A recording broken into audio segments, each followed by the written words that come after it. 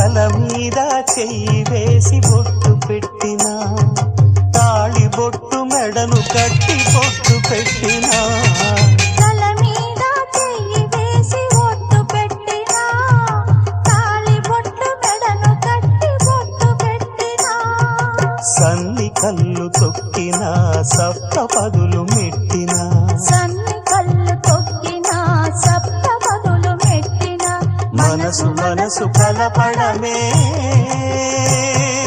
మంత్రం పరమార్థం. శ్రీరస్తు శుభమస్తు, శ్రీరస్తు శుభమస్తు. శ్రీకారం చుట్టుకుంది పెళ్లి పుస్తకం, ఇక ఆకారం దాచుతుంది కొత్త జీవితం.